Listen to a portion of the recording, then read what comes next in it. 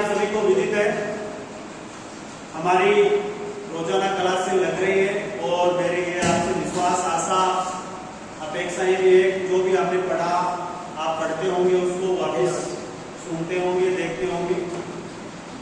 तो एक कोटेशन के साथ, मोटिवेशन के साथ शुरू करते हैं कि घोड़ों और सूर्य की तस्वीरों से कुछ नहीं होता, घोड़ों और सूर्य की तस्वीरों से कुछ नहीं होता। इसका संकेत ये होता है कि सूर्य के उदय से पहले उठे, सूर्य उदय से पहले उठे और घोड़े की तरह तेज गति से दौड़े। आपको कामयाबी अवश्य मिलेगी। कामयाबी आपके जो पंख हैं वो आपके चूमेगी। कहने का मतलब सीधा साधा है कि सूर्य उदय से पहले आपको उठना है, क्योंकि आपका फिजिकल टेस्ट होना है। कई बच्चों का आज से स्टार्ट हो गया, आपका भी 1-2 दिन में शायद 13 से 25 से 26 तक है, तो आपका भी नंबर उसमें आएगा अवश्य। तो सूर्य उदय से पहले उठना है और घोड़े की तरह तेज दौड़ना है, कामयाबी आपको अवश्य मिलेगी। तो इसके साथ शुरुआत करते हैं। एक बार पुनः आपको इसे जोड़ते हुए हम जिन चीज की चर्चा कर रहे थे, किसकी चर्चा कर रहे थे भाई? राष्ट्रपति। किसकी चर्चा कर रहे थे? राष्ट्रपति। थोड़ी सी एक बार पुनः चर्चा में दोहरा देता हूं। राष्ट्रपति भारत का प्रथम नागरिक होता है। राष्ट्रपति क्या होता है भाई? बोलोगे? भारत का प्रथम नागरिक होता है। राष्ट्रपति भारत का राष्ट्राध्यक्ष कहलाता है। राष्ट्रपति भारत का राष्ट्राध्यक्ष कहलाता है। राष्ट्रपति भारत का संवैधानिक प्रमुख भी होता है। इसकी हमारी चर्चा हो गई। उसके बाद में हमने ये चर्चा कर ली कि राष्ट्रपति का उल्लेख भारतीय संविधान के किस भाग में है भाई? भाग संख्या 5। अनुच्छेद कहां से कहां तक है? भाग संख्या 5, 52 से लेकर 151 तक। क्या नाम है भाग का? संघ सरकार। क्या नाम है भाई? संघ सरकार।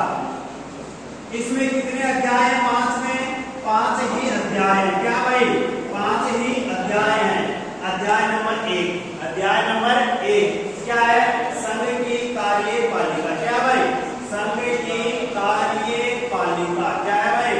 संघ की कार्यपालिका, जो अनुच्छेद 52 से लेकर कहां तक है? 78 तक। अनुच्छेद 52 से लेकर कहां तक है भाई? 78 तक।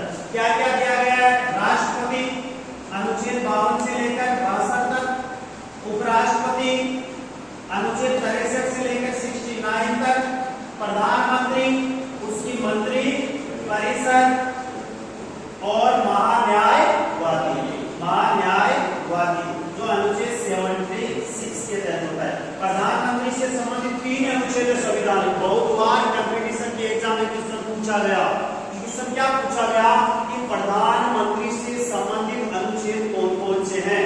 अनुच्छेद 74, अनुच्छेद 75 और अनुच्छेद 78। ये 3 अनुच्छेद प्रधानमंत्री से रिलेटिव या प्रधानमंत्री का जहां पर क्या है? उल्लेख है।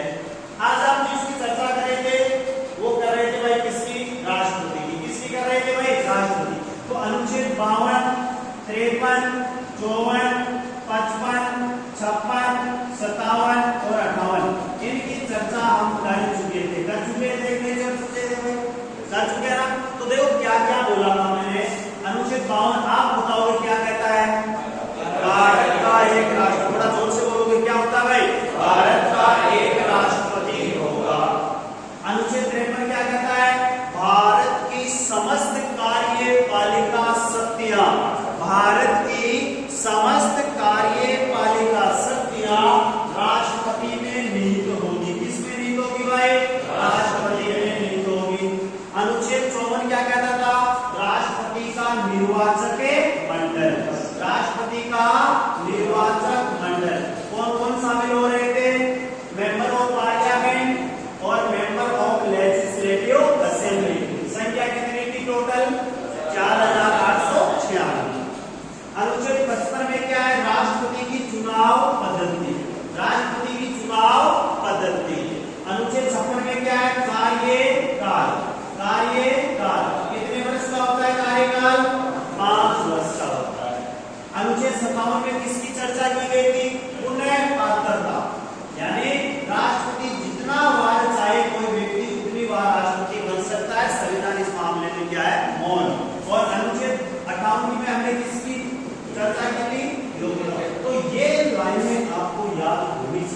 ये लाइनें आपको याद है होनी चाहिए। आप खुद बोलोगे एक बार पुनः। अनुच्छेद 52 क्या कहता है? भारत का एक राष्ट्रपति। ईमानदारी से बता रहा हूं, बोलोगे ना पक्का याद हो जाएगा। भारत का एक क्या होता है? राष्ट्रपति। कौन सा अनुच्छेद कह रहा है? 53 क्या कहता है? भारत की कार्यपालिका शक्तियां किसमें निहित होगी? राष्ट्रपति में, जिनका प्रयोग या तो वो खुद करेगा या अपने अधीनस्थों के माध्यम से करवाएगा। अनुच्छेद 54 में किसका उल्लेख है? राष्ट्रपति के निर्वाचक मंडल का। किसका उल्लेख है? राष्ट्रपति के निर्वाचक मंडल का उल्लेख है। निर्वाचक मंडल में कौन कौन शामिल हो रहे हैं? मेंबर ऑफ पार्लियामेंट, यानी सांसद और विधायक। सांसद और विधायक वो भी किस प्रकार से? निर्वाचित। वो भी किस प्रकार के भाई? निर्वाचित विधायक और सांसद शामिल हो रहे हैं। उसके बाद अनुच्छेद 55 क्या कह रहा है कि राष्ट्रपति की चुनाव पद्धति किस प्रकार की होगी? आनुपातिक प्रतिनिधित्व की एकल संक्रमणीय मत प्रणाली। अनुच्छेद 56 क्या कह रहा है? राष्ट्रपति का कार्यकाल कितने वर्ष का? 5 वर्ष। इससे पूर्व भी वो अपना इस्तीफा क्या कर सकता है? दे सकता है। किसको देता है अपना इस्तीफा? राष्ट्रपति। अनुच्छेद 57 राष्ट्रपति की क्या है? पुनः पात्रता है। वो एक बार राष्ट्रपति रहने के बाद पुनः बन सकता है, नहीं बन सकता, उसकी चर्चा होगी। अनुच्छेद 58 के तहत हमने किसकी चर्चा की? योग्यताओं। योग्यता में एक मुख्य लाइन है, कौन सी? उसकी आयु 35 वर्ष से कम न हो, वह भारत का नागरिक हो। उसकी आयु 35 वर्ष से कम न हो, वह लोकसभा सदस्य बनने की क्या रखता हो? योग्यता रखता हो। इसकी हमारी चर्चा हो गई। आज हम जिसकी चर्चा करेंगे वो है अनुच्छेद 62। अनुच्छेद 62। अनुच्छेद 62 में क्या है? पद हेतु शर्तें। राष्ट्रपति पद हेतु शर्तें। राष्ट्रपति पद हेतु शर्तें साथ में लिख लेंगे बताते समय, पद हेतु शर्तें, ताकि टाइम ज्यादा वेस्टेज ना हो। देखो सुन लो, सिंपल सी बात है। योग्यता हमने पढ़ ली, शर्तें क्या है? यदि कोई व्यक्ति एमपी है, कोई व्यक्ति क्या है भाई? एमपी। एमपी का मतलब मेंबर ऑफ पार्लियामेंट। कोई व्यक्ति क्या? एमपी यानी सांसद है। कोई व्यक्ति क्या? सांसद है या क्या है? एमएलए। क्या भाई? एमएलए। एमएलए का मतलब विधायक है। यदि कोई व्यक्ति एमपी है या एमएलए है या विधायक है, इनमें से कोई व्यक्ति यदि राष्ट्रपति पद पर हुए चुनाव में जीत जाता, मान लो कोई व्यक्ति है वो एमपी है, जैसे अभी एमपी कौन है नागौर के? हनुमान जी बेनीवाल। मान लो कल हनुमान जी बेनीवाल ने चुनाव लड़ा राष्ट्रपति का और वो चुनाव क्या हो गए? जीत गए। क्या हो गए? जीत गए। तो ऐसी कंडीशन में राष्ट्रपति पद की शपथ ग्रहण करने से पहले, राष्ट्रपति पद की शपथ ग्रहण करने से पहले उनको क्या करना पड़ेगा? एमपी या एमएलए पद से क्या देना पड़ेगा? इस्तीफा देना पड़ेगा। यदि वो इस्तीफा नहीं देते हैं तो इनके ये जो पूर्व वाले जो पद है ना, वो अपने आप ही क्या हो जाएंगे? रिक्त हो जाएंगे। सिंपल सी बात है। यदि कोई व्यक्ति पहले से क्या है? एमपी है यानी सांसद है या विधायक। मान लो चेतन बुद्धि जी बार विधायक है, चेतन जी राष्ट्रपति को चुनाव लड़े, जीत जाए, तो शपथ ग्रहण करने से पहले चेतन जी को क्या करना पड़ेगा? इस्तीफा देना पड़ेगा। याद हो गई? सिंपल सी बात है। पद हेतु शर्तें क्या है? नंबर 1 शर्त सीधी सादी है कि यदि कोई व्यक्ति एमपी है या एमएलए है और उसने राष्ट्रपति चुनाव लड़ा है और वो राष्ट्रपति चुनाव जीत गया, यानी वो राष्ट्रपति क्या हो गया? बन गया। लेकिन जब वो शपथ ग्रहण करेगा ना राष्ट्रपति पद की, उससे पहले उसे क्या करना पड़ेगा? इस्तीफा देना पड़ेगा। क्या करना पड़ेगा भाई? इस्तीफा देना पड़ेगा। कोई समस्या? चलो नेक्स्ट देखिए। इसी में राष्ट्रपति को जो वेतन मिलता है ना, राष्ट्रपति को वेतन मिलता है भारत की संचित निधि से। राष्ट्रपति को वेतन किस कई बार आता है? राष्ट्रपति को वेतन किस निधि से दिया जाता है? संचित निधि से। भारत की जो संचित निधि होती है उससे राष्ट्रपति को क्या दिया जाता है भाई?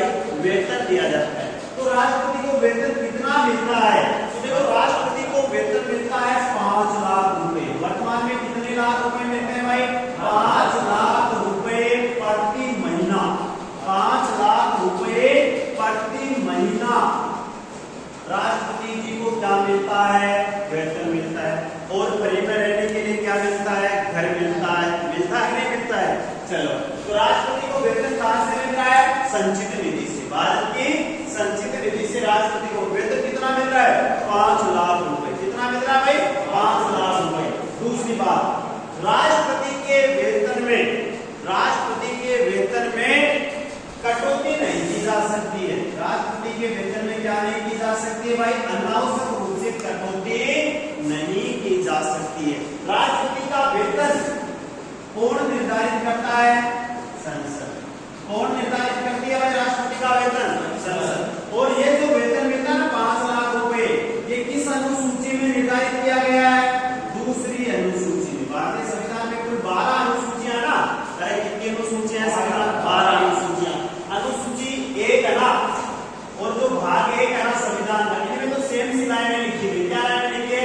भारत व उसका राज्य क्षेत्र। भारत व उसका राज्य क्षेत्र, यानी भारत वर्तमान में 28 राज्य और 8 केंद्र शासित प्रदेशों का एक संघ है।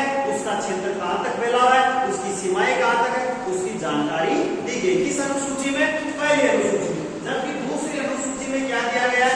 जितने भी भारत के अधिकारी है, चाहे वो राष्ट्रपति हो, चाहे उपराष्ट्रपति हो, चाहे लोकसभा अध्यक्ष हो, चाहे राज्यसभा सभापति हो, उपसभापति हो, महासचिव, जितने अधिकारी वर्ग होते हैं या जितने संवैधानिक पद हैं, उन सबको कितना कितना वेतन मिलेगा, ये सबका वर्णन कहां पर मिलता है? हमें दूसरी। तो कई बार पूछ लिया जाता है, राष्ट्रपति कितने लाख मिल रहा है? 5 लाख। उपराष्ट्रपति 4 लाख। लोकसभा अध्यक्ष 4 लाख। लोकसभा अध्यक्ष 4 लाख। ठीक है। राज्यपाल 3.5 लाख। राज्यपाल 3.5 लाख। तो ये चीजें याद होनी चाहिए। तो राष्ट्रपति को कितना वेतन मिल रहा है? 5 लाख मिल रहा है। राष्ट्रपति के वेतन में कटौती बढ़ा तो सको, राष्ट्रपति को वेतन कम कौन कर सकते? वेतन। राष्ट्रपति के पद को जो वेतन है उसको बढ़ा सकते हो, उसमें कमी नहीं की जा सकती है। वेतन कौन तय करता है? संसद तय करती है। वेतन कौन तय करता है? संसद। वेतन का उल्लेख वेतन कहां पर निर्धारित किया गया है? दूसरी अनुसूची में। कहां पर किया गया है? दूसरी अनुसूची में। ठीक है। और कहां से दिया जा रहा है? संचित निधि से। कहां से दिया जा रहा है भाई? संचित निधि से। चलो नेक्स्ट देखिए, थोड़ा बंद करो। ठीक है। थोड़ा वर्तमान में राष्ट्रपति को जो वेतन मिलता है ना, वर्तमान में राष्ट्रपति का वेतन 5 लाख रुपए प्रति माह। कितना भाई? 5 लाख रुपए प्रति माह। कितना वेतन मिल रहा है भाई? 5 लाख रुपए प्रति माह। राष्ट्रपति को कितना वेतन मिल रहा है? 5 लाख रुपए प्रति माह। लिख लेना भाई, प्रति माह लिख लेना आगे, प्रति माह। उपराष्ट्रपति मोदी जी को कितना मिल रहा है? एक साल में याद हो जाएगा, 4 लाख। उपराष्ट्रपति का वेतन, उपराष्ट्रपति जी का वेतन कितना भाई? 4 लाख रुपए प्रति माह। लोकसभा अध्यक्ष, लोकसभा अध्यक्ष को कितना मिल रहा है? 4 लाख रुपए प्रति माह। राज्यपाल मोदी जी को, राज्यपाल जी को वेतन मिलता है 3.5 लाख रुपए प्रति माह। कितना मिलता है भाई? 3.5 लाख रुपए प्रति माह। CGI क्या मतलब हुआ? CGI का chief justice for India, Bharat का मुख्य न्यायाधीश। क्या मतलब हुआ भाई? भारत का मुख्य न्यायाधीश। तो भारत के मुख्य न्यायाधीश को कितना वेतन मिल रहा है भाई? बताओ। भारत के मुख्य न्यायाधीश जी को वेतन मिलता है 2,50,000। 2,50,000 रुपए। 2,50,000 रुपए। 2,50,000 रुपए। 2,50,000 रुपए। तो कम से कम 4 का तो आपको पता होना चाहिए। ठीक है। आज के राष्ट्रपति को 5 लाख, उपराष्ट्रपति को 4 लाख, लोकसभा अध्यक्ष को 4 लाख, राज्य जो आपके राजस्थान में जैसे राज्यपाल है उनको कितना मिल रहा है भाई? 3.5। और जो CGI है, chief justice for India, chief justice for India, उनको कितना मिल रहा है भाई? 2.5 लाख। अब देखो, इनको तीनों को वेतन, इनमें राष्ट्रपति, उपराष्ट्रपति और लोकसभा अध्यक्ष, इनको जो वेतन मिलता है, इनको जो वेतन मिलता है वो कहां से मिलता है भाई? संचित निधि से। किसकी संचित निधि? भारत की जो संचित निधि है ना, उससे इनको क्या मिलता है? वेतन मिलता है। जबकि राज्यपाल को जी को वेतन कहां से मिलता है? राज्य की संचित निधि से। ये चीजें याद रखना। पूछा जा सकता है कि राज्यपाल को वेतन जो मिलता है कितना, 3.5 लाख रुपए, ये कहां से मिल रहे हैं? ये राज्य की संचित निधि से मिल रहे हैं। जबकि chief justice for India, Bharat का मुख्य न्यायाधीश, भारत का मुख्य न्यायाधीश, इसको कहां से मिलता है वेतन? संचित निधि। और वो संचित निधि किसकी भाई? भारत की संचित निधि। ठीक है, भारत की संचित निधि। नेक्स्ट लिखेंगे इसी में, नेक्स्ट लिखेंगे राष्ट्रपति के वेतन में अनावश्यक कटौती नहीं की जा सकती। राष्ट्रपति के वेतन में कोई अनावश्यक कटौती नहीं की जा सकती। राष्ट्रपति के वेतन में कोई अनावश्यक कटौती नहीं की जा सकती।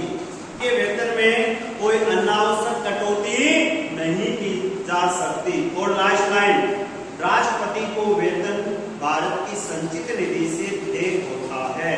राष्ट्रपति को वेतन भारत की संचित निधि से देय होता है। राष्ट्रपति को वेतन भारत की संचित निधि से देय होता है। राष्ट्रपति को वेतन भारत की संचित निधि से देय होता है। लिख लिया सबने? आगे है अनुच्छेद 60। आगे है अनुच्छेद 60। और जितने भी चाहे वो कंपटीशन की कोई भी प्रकार का एग्जाम हो, यहाँ से प्रश्न जरूर पूछा जाता है कि राष्ट्रपति पद की जो शपथ का उल्लेख है, ऑथर का जो उल्लेख है, वो किस अनुच्छेद में? किसमें भाई? अनुच्छेद 60। देखो 3 व्यक्ति ऐसे हैं, राष्ट्रपति, उपराष्ट्रपति और राज्यपाल, जिसका उल्लेख संविधान की 3री अनुसूची में नहीं है। देखो 3री जो अनुसूची है संविधान की, सुनना एक बार, संविधान की 3री अनुसूची, संविधान की 3री अनुसूची में शपथ से संबंधित, शपथ से संबंधित क्या बना हुआ है? प्रारूप बना हुआ है। क्या बना हुआ है? प्रारूप बना हुआ है कि कौन सा अधिकारी, कौन सा नेता किसके समक्ष शपथ ग्रहण करेगा और उसका प्रारूप क्या होगा। कहां पर लिखा हुआ है? 3री अनुसूची।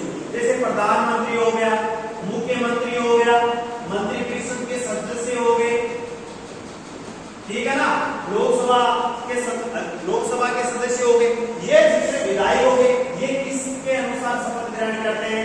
3री अनुसूची में जो प्रावधान है, 3री अनुसूची में जो प्रारूप बने हैं ना, उनके अनुसार क्या ग्रहण करते हैं? शपथ ग्रहण करते हैं। लेकिन राष्ट्रपति किस अनुच्छेद के तहत शपथ ग्रहण करता है? अनुच्छेद 60 के तहत। किस के तहत भाई? अनुच्छेद 60 के तहत। इसको लिखेंगे, अनुच्छेद 60 लगा के लिखो, राष्ट्रपति की शपथ का उल्लेख है। अनुच्छेद 60 बराबर लिखेंगे राष्ट्रपति की शपथ का उल्लेख, शपथ का उल्लेख लिखें। राष्ट्रपति भारत के मुख्य न्यायाधीश या भारत के मुख्य न्यायाधीश या सुप्रीम कोर्ट के वरिष्ठतम न्यायाधीश के समक्ष शपथ ग्रहण करता है, शपथ ग्रहण करता है। अनुच्छेद 60 के तहत शपथ ग्रहण करता है, शपथ ग्रहण करता है। राष्ट्रपति किसके समक्ष शपथ ग्रहण कर रहा है भाई? CJI, chief justice for India. मानो चीफ जस्टिस फॉर इंडिया पद पर नहीं है, चीफ जस्टिस ऑफ इंडिया का पद खाली है, तो ऐसी कंडीशन में क्या होगा? जो वरिष्ठतम न्यायाधीश होगा, जो वरिष्ठतम न्यायाधीश होगा ना, उसके समक्ष क्या करेगा? शपथ ग्रहण करेगा। नोट या विशेष लगा के लिखे हैं, नोट या विशेष लगा के लिखे हैं, राष्ट्रपति, बोर्ड में लिख रहा हूं, लिख लेना, राष्ट्रपति पद की शपथ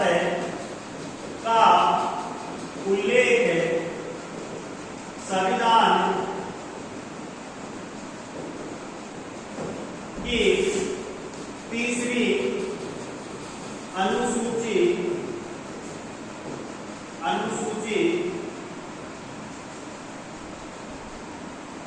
अनुसूची में वर्णित नहीं है,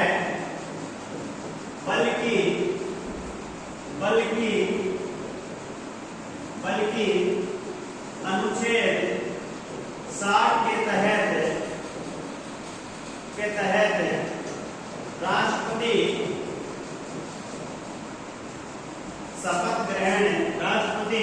CGI के समक्ष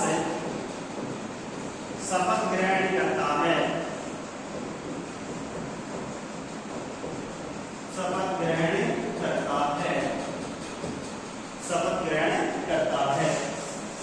देखिए सबने अनुच्छेद 60 में किसका उल्लेख है? राष्ट्रपति की शपथ का। किसका उल्लेख है भाई?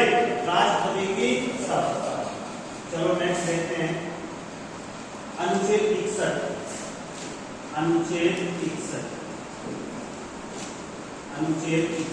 महाभियोग। महाभियोग किसे कहते हैं? महाभियोग। थोड़ा सा सुन लो भाई। सामान्यतः राष्ट्रपति का कार्यकाल कितने वर्ष का होता है? 5 वर्ष।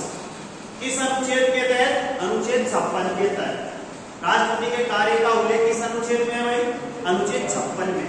कोई दिक्कत नहीं। महाभियोग होता क्या है? देखिए भारतीय संविधान में महाभियोग का प्रयोग केवल और केवल किसके लिए किया गया है? राष्ट्रपति। पहली बात याद होनी चाहिए जिंदगी में, कान खोल के सुन लो कि भारतीय संविधान में केवल और केवल राष्ट्रपति के लिए किस शब्द का उल्लेख किया गया है? महाभियोग शब्द का उल्लेख किया गया है। जिसका उल्लेख जिसका जो प्रक्रिया वो किस अनुच्छेद में है? अनुच्छेद 61। राष्ट्रपति पर महाभियोग की जो प्रक्रिया है उसका उल्लेख कहां पर मिलता है? अनुच्छेद 61 में मिलता है। और महाभियोग का प्रयोग केवल और केवल किसके लिए किया जाता है? राष्ट्रपति के लिए किया जाता है। राष्ट्रपति को पद से हटाने की जो प्रक्रिया होती है वो क्या कहलाती है? महाभियोग। राष्ट्रपति को पद से हटाने की प्रक्रिया क्या कहलाएगी? महाभियोग। अब महाभियोग कैसे लगाया जाता है, क्यों लगाया जाता है? आपकी नजरें केवल बोर्ड पे होनी चाहिए, आप सुने।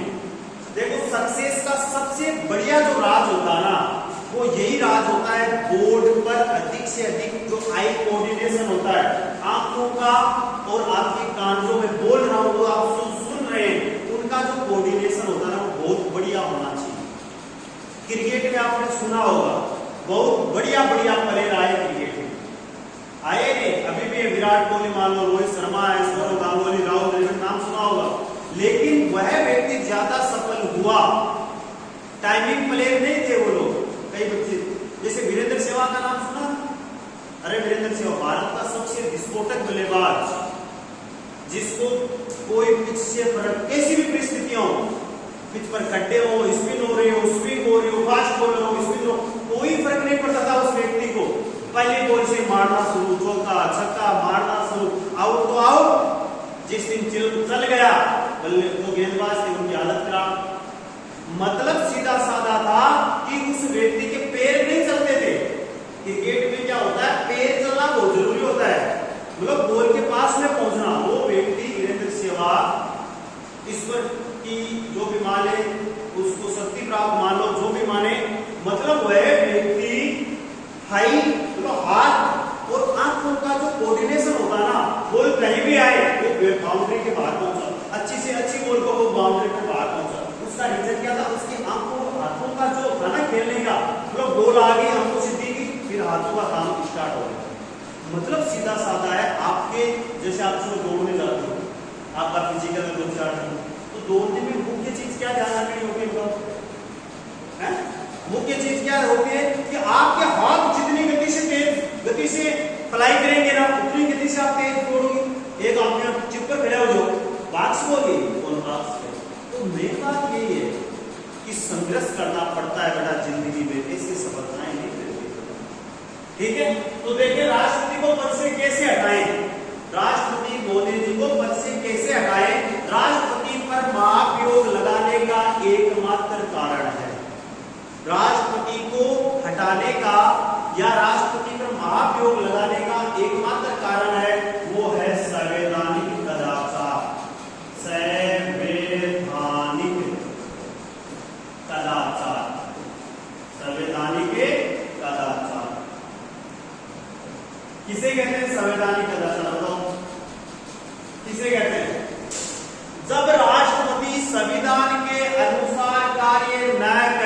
सिंपल सी बात है, जब राष्ट्रपति संविधान के अनुसार कार्य न करें तो ऐसी स्थिति में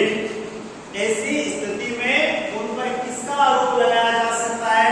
संवैधानिक कदाचार का आरोप लगाया जा सकता है कि अमुक महोदय जो राष्ट्रपति है वो संविधान के अनुसार कार्य नहीं कर रहे हैं, संविधान का उल्लंघन कर रहे हैं। तब क्या होता है? संसद के कितने सदन होते हैं भाई? 2 सदन। अरे भारतीय संसद के कितने सदन होते हैं? अरे हमने एक सबक पढ़ा था ना, कौन सा भाई? पढ़ा या नहीं पढ़ा? सैसे संसद, रैसे वैसे 2 सदन। तो संसद के कितने सदन हो गए? 2। 79 के तहत किसका गठन हो रहा है? अनुच्छेद 79 के तहत किसका हो रहा है? संसद का। 80 के तहत किसका हो रहा था? राज्यसभा। और 81 के तहत किसका हो रहा था? लोकसभा। किसका हो रहा था? लोकसभा। तो देखो संसद में महाभियोग कहां पर लगाया जाता है? संसद में। कौन लगाती है? संसद। यानी राष्ट्रपति को हटाने का काम कौन करेगी? संसद करेगी। इस प्रक्रिया को अर्ध न्यायिक प्रक्रिया कहा जाता है। ये प्रश्न बहुत बार आता है। राष्ट्रपति को संसद के द्वारा हटाया जाना क्या कहलाता है? अर्ध न्यायिक प्रक्रिया। यानी महाभियोग के माध्यम से संसद राष्ट्रपति को जो हटाती है वह प्रक्रिया होती है अर्ध न्यायिक प्रक्रिया। अब देखो, यदि राष्ट्रपति को हटाना है तो 14 दिन के पूर्व नोटिस पर, 14 दिन 14 डेज के पूर्व नोटिस पर, यानी 15 दिन बाद आज आप नोटिस देते हो तो आगामी 14 दिन के बाद में महाभियोग संबंधी जो प्रस्ताव है वो संसद के किसी भी सदन में लाया जा सकता है, चाहे तो लोकसभा में ले आओ चाहे तो राज्यसभा। यानी राष्ट्रपति पर यदि महाभियोग लगाना है, संवैधानिक कदाचार के आरोप राष्ट्रपति पर लगे हैं, तो ऐसी कंडीशन में संसद के चाहे लोकसभा हो चाहे राज्यसभा हो, दोनों सदनों में कहीं भी वो प्रस्ताव क्या किया जा सकता है? लाया जा सकता है। इसके लिए क्या होता है? 1/4, जैसे लोकसभा हो चाहे राज्यसभा हो, इनमें किसी भी सदन की जिस सदन में लाया जा रहा है प्रस्ताव, जिस सदन में प्रस्ताव लाया जा रहा है उस सदन की 1/4 सदस्यों के समर्थन से, 1/4 सदस्यों के समर्थन से वह प्रस्ताव लोकसभा या राज्यसभा में 14 दिन पूर्व नोटिस के आधार पर लाया जा सकता है। वापिस सुन लेना, राष्ट्रपति पर महाभियोग की प्रक्रिया का उल्लेख अनुच्छेद 61 में। कहां पर है भाई? 61 में। राष्ट्रपति के लिए ही पूरा संविधान कितना बड़ा है, लेकिन केवल महाभियोग जो शब्द यूज हुआ है वो केवल किसके लिए यूज हुआ है? राष्ट्रपति के लिए यूज हो रहा है। महाभियोग का मतलब होता है जब राष्ट्रपति संवैधानिक कदाचार के आरोपों पे लगते हैं, यानी राष्ट्रपति संविधान के अनुसार कार्य नहीं करता, तो संसद के द्वारा उसको हटाने की प्रक्रिया क्या कहलाती है? महाभियोग कहलाती है। संसद के द्वारा राष्ट्रपति को हटाने की प्रक्रिया, वैसे कार्यकाल कितना है? 5 वर्ष। उससे पहले यदि वो संवैधानिक या संविधान का उल्लंघन करते हुए पाए जाते हैं तो उसको हटाने की प्रक्रिया महाभियोग कहलाती है। एकमात्र कारण है महाभियोग लगाने का संवैधानिक कदाचार। क्या कारण है भाई? संवैधानिक कदाचार।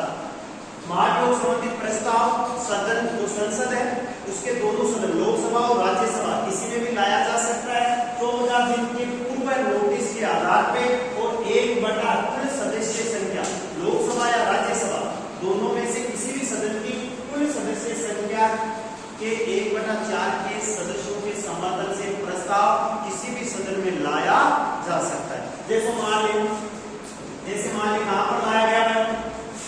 लोकसभा में लाया गया। लोकसभा की कुल सदस्य संख्या कितनी है वर्तमान में? 543। कितने भाई? 543 सदस्य। अब इन 543 लोकसभा के सदस्यों में से 1/4 सदस्य ये कहते हैं कि अमुक राष्ट्रपति है वो संविधान के अनुसार क्या नहीं कर रहा है? कार्य नहीं कर रहा है। तो 14 दिन के पूर्व नोटिस के आधार पे वह प्रस्ताव कहां पर आ गया भाई? लोकसभा में आ गया। कहां पर आ गया वह प्रस्ताव? लोकसभा में आया। कौन सा प्रस्ताव? महाभियोग का प्रस्ताव कि राष्ट्रपति पर महाभियोग लगाना है। 14 दिन की पूर्व सूचना दी गई। 1/4 सदस्यों का क्या था? समर्थन था। 1/4 सदस्यों का क्या था? समर्थन था। अब वो प्रस्ताव कहां पर आ गया?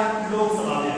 लोकसभा ने अपने 2/3 बहुमत से, सुना ये बहुत बड़ी बात है, लोकसभा ने अपनी कुल सदस्य संख्या के 2/3 बहुमत से वह प्रस्ताव क्या कर दिया? पास कर दिया। वह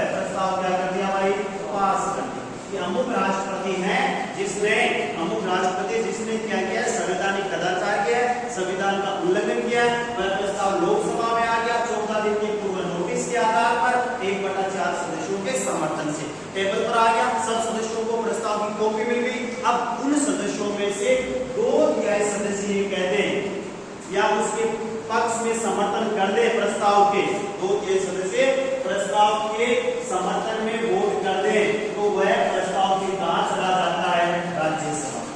कहां चला जाता है भाई? राज्यसभा। लोकसभा में आ रहा है तो कहां चला जाएगा? राज्यसभा में। राज्यसभा में आ रहा है तो फिर कहां चला जाएगा? लोकसभा। राज्यसभा उन आरोपों की क्या कराती है? जांच कराती। आरोपों की क्या कराती है भाई? जांच कराती है। अमुक राष्ट्रपति पर जो आरोप लोकसभा ने लगाए हैं कि वो आरोप सत्य है या नहीं। यदि राज्यसभा की जांच में वो आरोप सिद्ध हो जाते हैं, अब यहां पर क्या होगा? राष्ट्रपति भी अपना जो वक्तव्य है वो राज्यसभा में दे सकता है। राज्यसभा जब वो आरोपों की जांच करती है, सुनवाई करती है या तथ्य तय करती है, उस समय वो मौजूद होकर अपना पक्ष भी रख सकता है। यहाँ पर वो अपना पक्ष रखेगा, उसके पक्ष में कमी पाई गई, जांच में वो दोषी पाया गया या आरोप उसके सही निकले, तो ऐसी कंडीशन में राज्यसभा भी अपने कुल सदस्य संख्या के 2/3 बहुमत से प्रस्ताव पास कर देती है। तो राष्ट्रपति महोदय को अपने पद से क्या करना पड़ता है? हटना पड़ता है। भारत में आज तक ऐसी प्रक्रिया का यूज कभी नहीं हुआ कि किसी राष्ट्रपति के खिलाफ क्या लाया गया हो? महाभियोग लाया गया हो। ये हमने चर्चा की थी किसकी भाई? अनुच्छेद 61 की। थोड़ा लिखेंगे, ठीक है? देखिए अनुच्छेद